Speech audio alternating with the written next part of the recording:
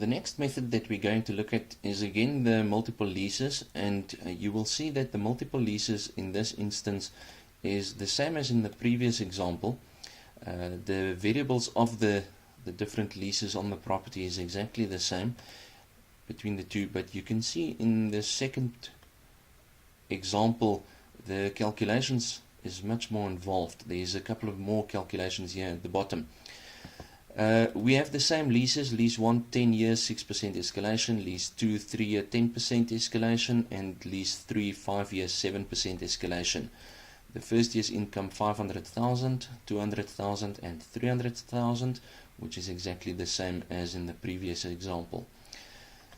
In year 2 we have escalated the income, and it's 530, 220 and 321, and that is again the same as in the previous example. So the 530, 220 and 321.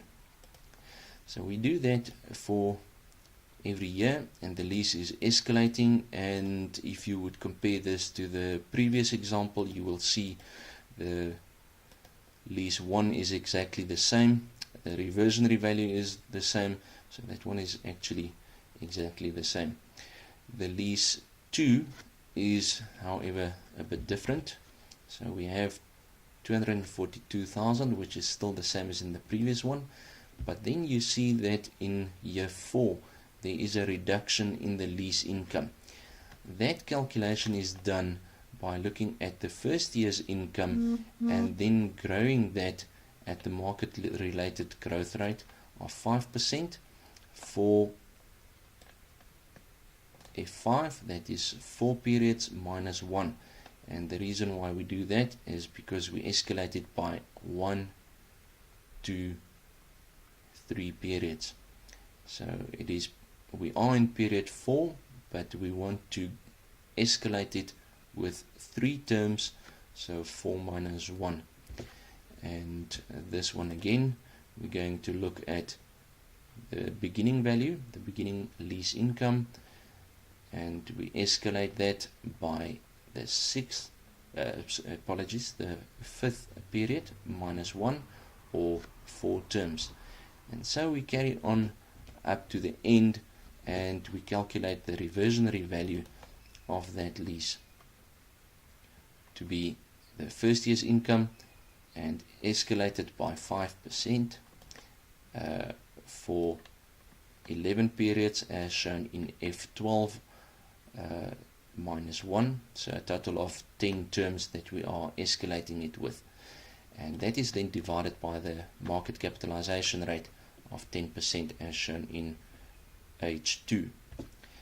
And we will do exactly the same for lease 3. That is just the 300,000, and then that escalate by 7%. The next one again escalate by 7%, 7%, again 7%, and that is the 5th year.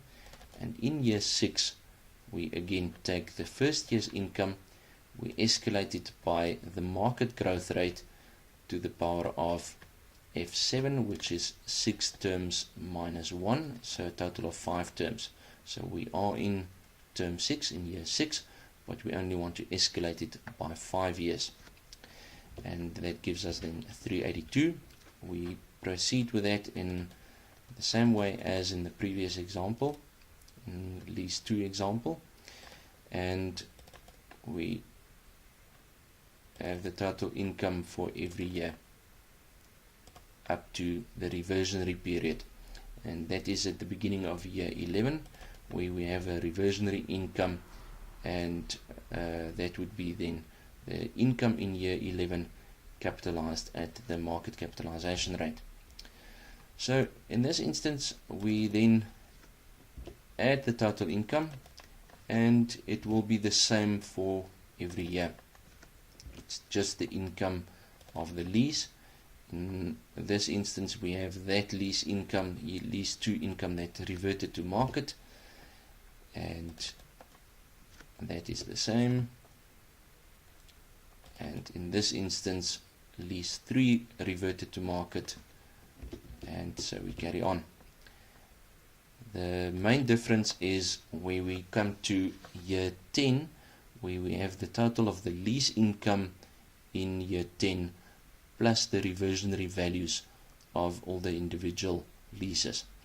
We can also in this instance have calculated it by taking the total income for the whole property in year 11, beginning of year 11, capitalizing that to by using the market capitalization rate, and then dividing it, adding that to the 3 leases in year 10. So calculating the present value then also of the income that will be received after the lease has expired. So that is the present value in year 11, at the beginning of year 11, at which the property will be sold. And that will then be added to the lease income that will be received in year 10.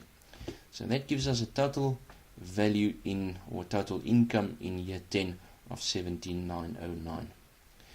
That is then discounted in the same way as in the example where we added the individual leases, calculated the individual leases, and that is just discounted every year to a present value. And we can then see we calculate a total value for the property of 10,169,841, and that is exactly the same as in the previous example, 10,169,841. So you can see that in both the methods we calculate it to be exactly the same value, and both methods gives us the same answer.